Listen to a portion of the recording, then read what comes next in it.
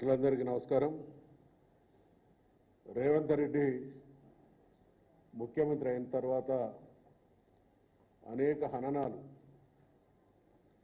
ఆయన పరిపాలన నిర్వాహకం వల్ల చివరికి ఈరోజు ప్రజాస్వామ్య హననం.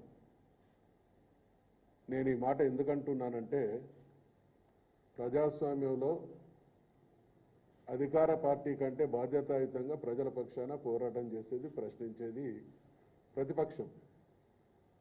అటువంటి ప్రతిపక్షాన్ని చట్టసభలోకి రాకుండా చేసేటువంటి దుర్మార్గం ఏదైతే ఉన్నదో ఇది మొత్తం ప్రజాస్వామ్యం మీద జరిగినటువంటి దాడి అనేటువంటి విషయాన్ని గుర్తు చేస్తూ ఉన్నాం. చాలా మిత్రులు ఇందాక చెప్పినట్టు ఈ దేశంలో అత్యున్నతమైనటువంటి చట్టసభ పార్లమెంట్. మరి ఆ పార్లమెంటులో ప్రధాన ప్రతిపక్షంగా కాంగ్రెస్ పార్టీలు అదాని విషయంలో రకరకాలైనటువంటి ప్రొటెస్టులు పార్లమెంట్లో చేస్తూ ఉన్నారు. అక్కడ స్పీకర్ కానీ అక్కడి ప్రభుత్వం కానీ దాన్ని ఏమాత్రం అడ్డుకున్నటువంటి దాఖలాలు లేవు.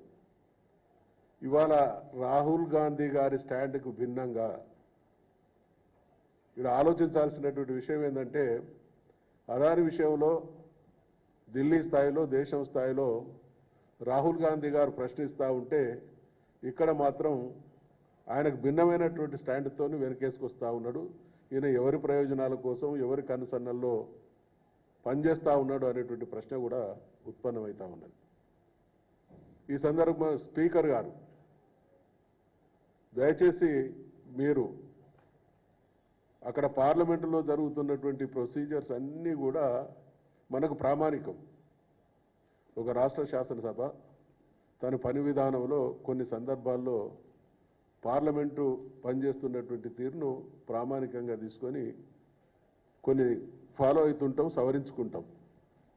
ఇవాళ రోజువారీగా అక్కడ ఆ సభ్యులకు ప్రొటెక్ట్ చేస్తే అటువంటి అవకాశం కలిగిస్తూ ఉంటే ఇక్కడ స్పీకర్ గారు మరి ఆయన ఆదేశించిండా లేకపోతే ముఖ్యమంత్రి గారి ఒత్తిడికి లోనైందా సభలోకి సభ్యుల్ని రాకుండా ఏ ప్రెమిసెస్ అయితే చట్టసభల్లోకి పోవడం అనేది గౌరవ శాసనసభ్యులకు